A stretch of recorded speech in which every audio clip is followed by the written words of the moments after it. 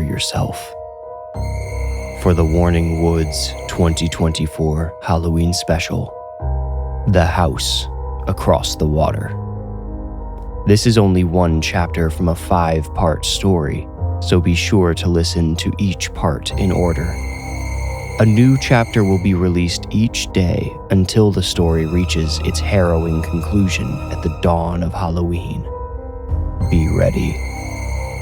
Without further ado, let's return to Lorna Shallows and the house across the water.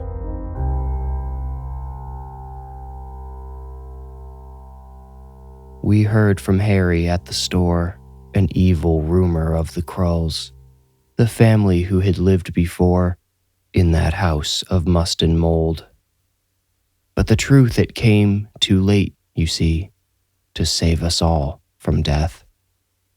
By the 4th night of our lakeside spree, my friend would take his final breath. I slept horribly that 3rd night of our trip and woke the 4th day feeling sickly. I had a headache and my legs ached from riding Brett's spare bicycle all over the community. I scorned the idea of getting up to anything too active that day. The dock looked pleasant as I stared out at it while eating breakfast. I figured I would take a page out of Claire's book and do some reading out there. Then, maybe later, if I felt better, I would head over to Brett's to see if he wanted to hang out. I knew I would miss Brett when we left Lorna Shallows. I had friends back home, but none that I got along with quite like him. I tried telling Mom and Dad I was too tired to do anything major that day, but Dad showed me a nasty storm building to our west on the radar. He thought by late that night or early the next day, we might be stuck inside, which meant that morning would be our last chance to check out the Lorna Caves. Despite my poor energy, the prospect of wandering through dark, ancient caves excited me. Claire took more convincing, but eventually she came around to the idea too. Mom and Dad let us wander around the gaping public cavern on our own while they took in views from atop the West Hills. We could already see dark clouds building in the western sky. Claire and I found the entrances to multiple dark tunnels and spent a few minutes staring into each, letting our eyes adjust to the darkness and watching as more rocks and stalagmites slowly appeared to us. "Think there's a lot of bats in there?" Claire asked. Something in her voice made me suspicious of this question, but I answered anyway. "I mean, probably." "Think there are any vampire bats?" Claire teased. I rolled my eyes. After a few minutes, Mom and Dad rejoined us. Dad chose a tunnel to follow, and we followed him. He led the way with his flashlight, the big one he always kept in the glove box of our car. The cave possessed a certain chill that vented right through my clothes. It felt like a refrigerator in there. An image of raw meat stacked in neat rows on one of the rocky shelves above us, wrapped in brown butcher paper, came to mind. But then, in my mind's eye, the butcher paper transformed into leathery skin clinging to the meat and bones. The neat rows of beef, pork, and chicken transformed into the 3 bodies that had flashed into my imagination the night before, and I banished all thoughts about meat and flesh from my mind. The tunnel took us through a network of slim channels. Mom frequently turned around to ask Claire if I was still behind her. Claire seemed annoyed with me about this, but I didn't know what I could do differently. At an apparent dead end, we turned back. Dad took the lead again, but I fell in behind Mom to absorb her frequent check-ins. As we neared the cave entrance, we heard authoritative voices speaking urgently and squawking radios ahead. They echoed to us, making their words impossible to decipher even though they occasionally seemed to be directed at us. When we emerged, a police officer, one of 2 in the cavern, hurried up to Dad. "Is there a boy with you named Brett?" she asked. My stomach seized. Why were the police looking for Brett? And why in the caves? "No, it's just us," Dad replied. We were the only ones here when we got here, and we haven't seen anybody else." The officer nodded. "Okay, I'm going to ask you folks to please step outside the cave so we can look around." "Of course," Dad replied. The officer speaking with him turned to the other officer, shook her head subtly, and gestured for him to continue without her. Mom asked, "Is there anything we can do to help?" The officer's gaze lingered on me before she said, "Maybe I could just get your names real quick and a phone number in case we need to contact you." She wrote down our names and the cell number Dad gave her, then Mom walked us outside. 2 other officers pulled into the parking lot down the hill where we'd left our car. They passed us on their way up to the cave. Both of them eyed me, eyes lingering like the first officers, but they said nothing. Dad?" I tentatively asked. He gave me a slight nod, waiting for the officers to pass before answering. I didn't wait for him. "I think they might be looking for my friend." Now I had Dad's attention. "Is Brett the boy you've been hanging out with?" he asked. I nodded. Without a word, Dad turned me around and ushered me back up the path. The officer who asked us to leave came out looking concerned. "Excuse me, sorry," Dad said. "But did you say you're looking for a Brett? It's maybe not important, but my son's been playing with a kid named Brett all week." I hated how he phrased that. Playing with Brett. If only he knew what we had gotten up to while playing. He might have known how scared I felt for my friend. In the distance, I could see the ominous peak of the crawl house through the trees. It felt like that circle window in the middle was watching me, warning me not to say anything about it. "Brett Jones?" the officer asked me. I stammered, I don't know his last name. If Brett ever mentioned it, I had forgotten. "Well, he's about your age, your height, brown hair, brown eyes. That sounds like him," I said dreadfully. She asked, "When was the last time you saw him?" Yesterday before dinner. I haven't seen him today." "I'm sorry," Dad interrupted. "Did something, is he, missing?" By now, Mom and Claire rejoined us. Through a grimace, the officer said, "Brett Jones's parents called us earlier this morning to say their son went out to fish on their dock before dawn and disappeared." "Well, he's led our son all over the place this week," Mom said. "Could he have just biked off to another spot on the lake or something?" The officer replied, "He didn't say he was going anywhere else, but we're checking everywhere, ma'am. That's why we're looking through the caves. We're, She appeared to choose her next words carefully. "There's heightened concern for this child because he left all of his fishing gear on the dock with a line still in the water, and we..." This time when she paused, she looked uncomfortably towards me and Claire. "We found evidence that makes us think he might be in danger." Blood. Blood and fingernails. That was the evidence she referred to. I would later read in an article about Brett's disappearance that the responding officer found bloody fingernails embedded in the wood at the end of the Joneses' dock. They were buried in scratch marks, which indicated he had most likely been dragged into the water. During our silent drive, we passed parked police cars and saw search and rescue vessels out on the lake.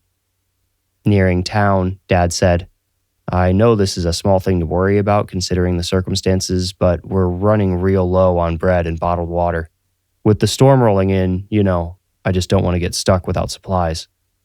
"No, that makes sense," Mom replied, somewhat absently. Dad asked, "Want me to drop you and the kids off before I hit the store?" Mom said, "No, it's on the way." We parked at Harry's a couple of minutes later.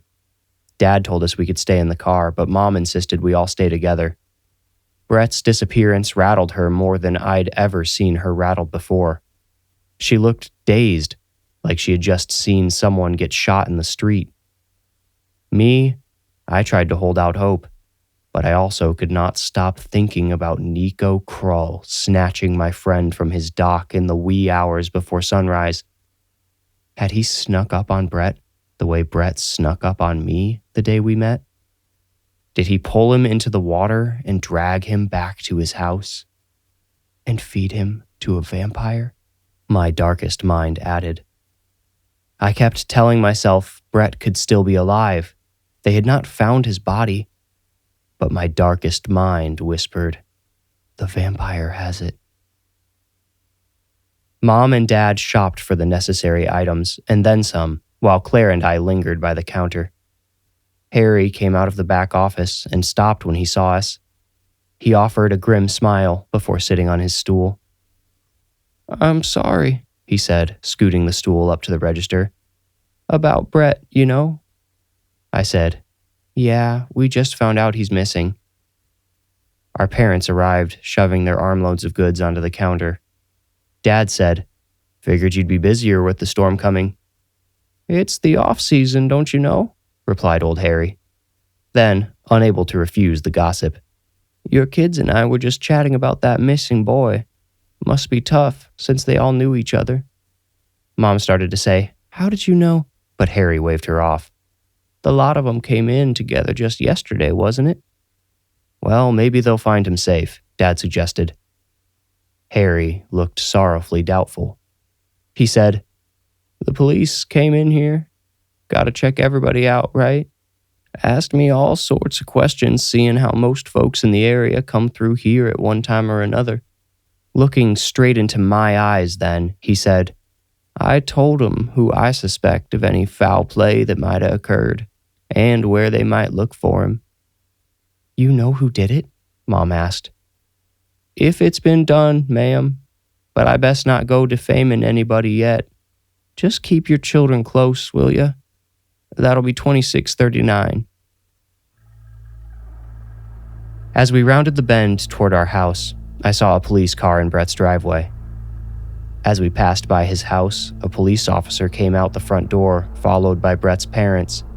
His mother wiped tears from her eyes. I craned my neck to watch them as Dad turned onto our driveway.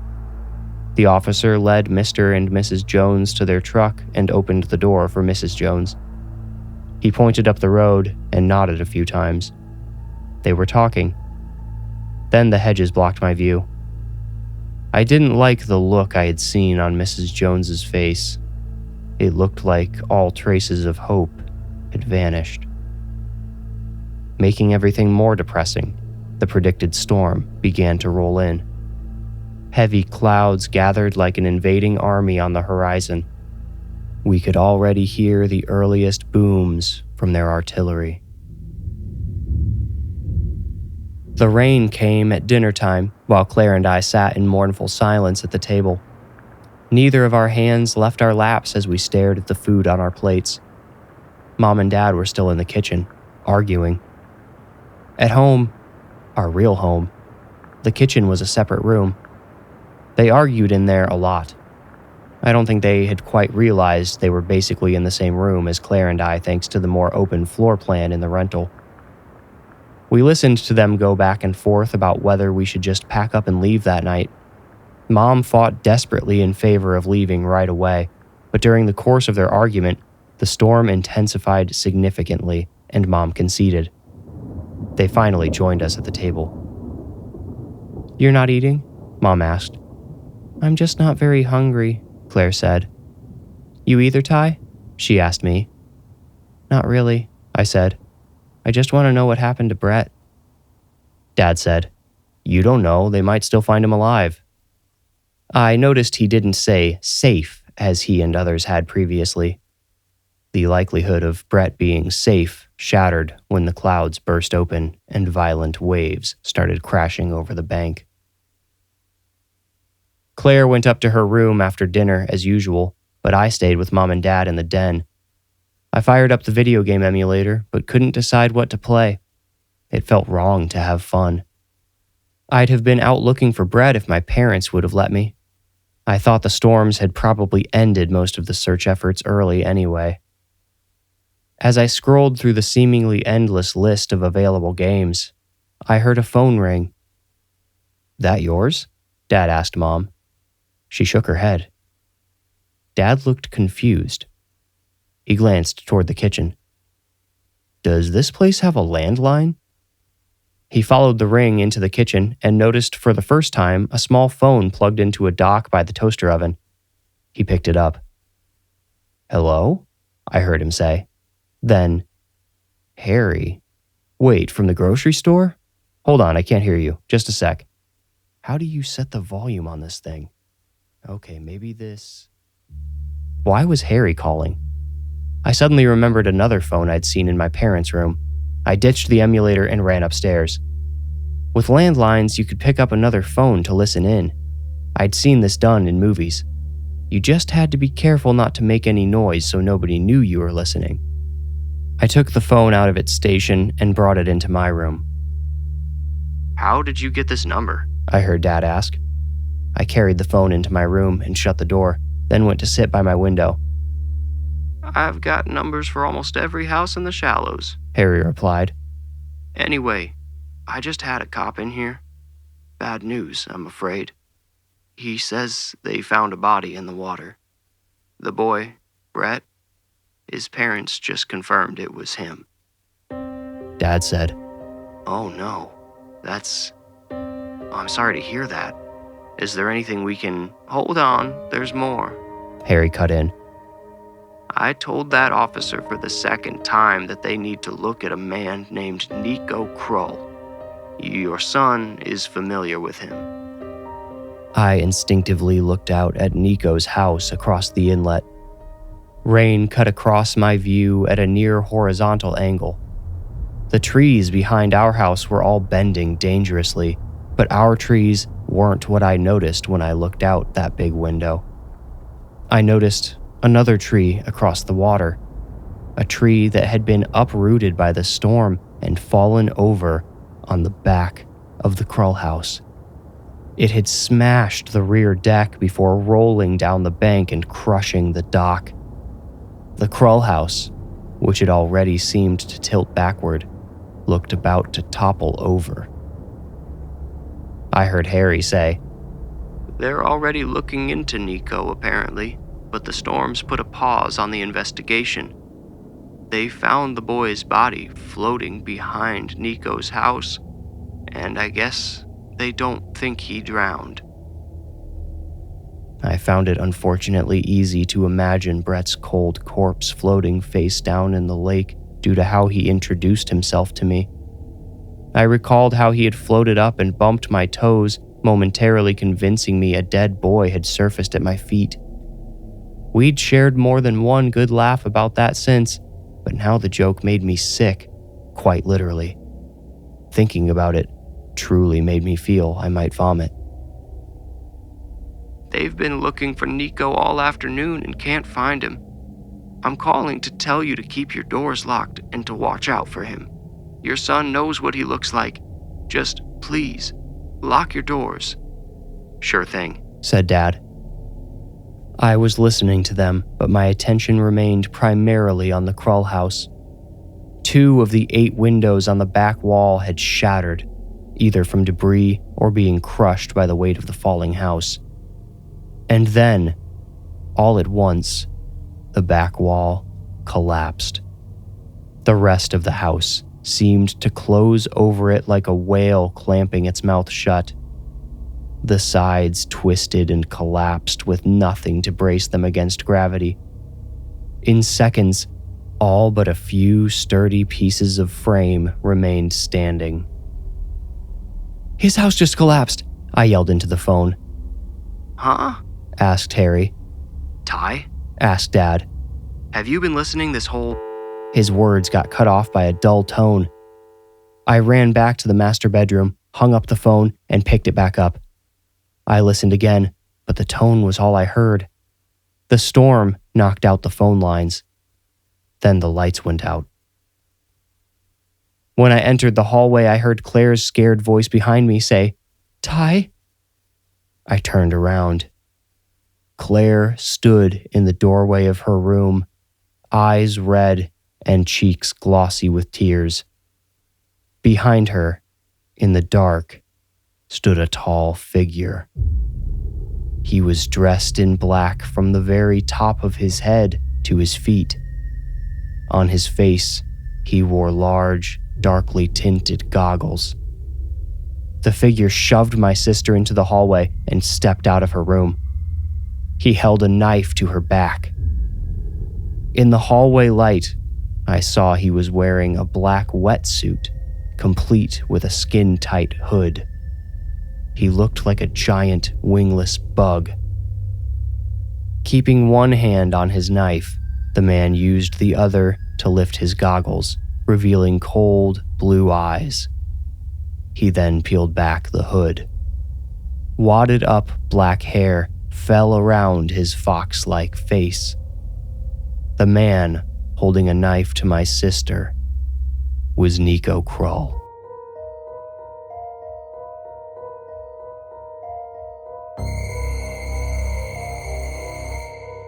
You've just listened to Chapter 4 of the Warning Woods 2024 Halloween special, The House Across the Water.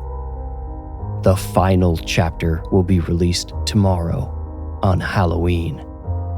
Subscribe to this channel or follow this podcast to be notified when it's released. If you're listening to this in the future, well, then find Chapter 5. Prepare to meet the evil lurking in Lorna Shallows. Until then, stay safe if you can.